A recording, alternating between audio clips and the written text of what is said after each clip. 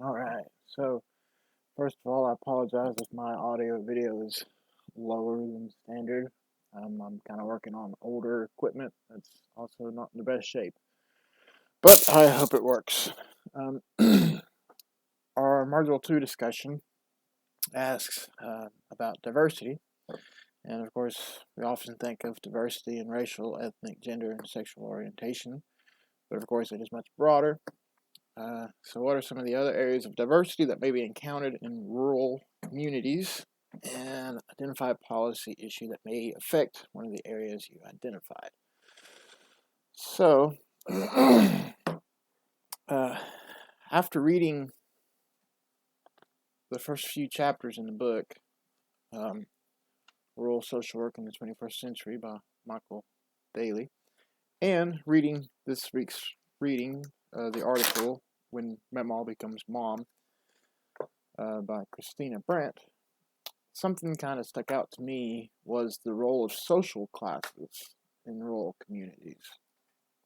Uh, that's a diversity here in most rural areas, such as the one I live in. Um, and I always tend to go back to my experience working for the county that I live in as a child protective worker. So the article, When Meemaw Becomes Mom, really stuck out to me a lot because it drudged up a lot of the stuff that I saw and dealt with every day while working there. Stuff that I did not enjoy at all, but I did learn a lot.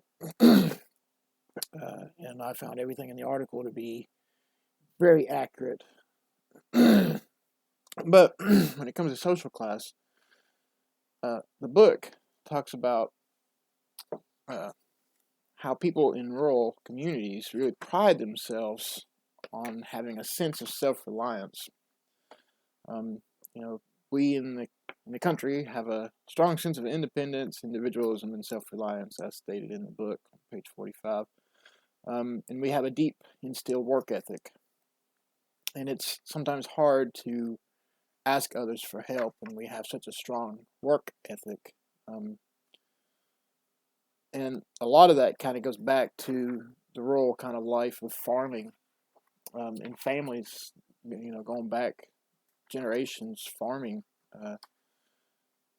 They would pride themselves on their work. And not only that, a lot of the working class in rural communities, which is mostly all working class, they would either, if they're not farming, they're in the coal mines or they're in manufacturing, or if they're not that, they're in local mom and pop shops, restaurants, and diners and stuff.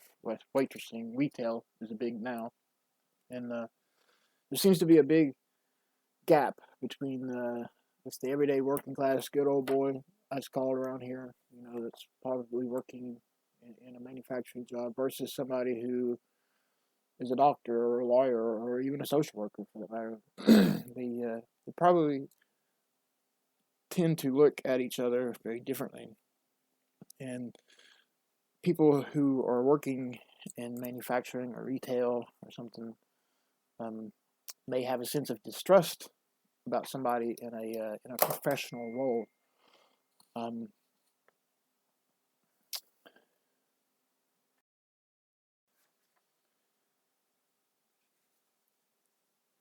and that can come with a lot of issues when working together. It talks about that extensively in chapter 2 and even in 3. On page 63, it talks about people who are working in manufacturing. If the plant brings in management from outside the area and the management's higher income and education uh, is different from most of the workers, there may be a sense of tension. There seems to be a really strong bond between people who work, manufacturing or farming, uh, that they stick together, and again has a sense of distrust for people wearing them suits and ties. So that is definitely a diverse issue in rural areas. Now I've also seen where sometimes people in professional roles such as doctors or et cetera, or whatever, uh, also tend to have farms and do a lot of manual labor outside of their professional work, and who are known for that as well. And they have a lot of respect on both sides.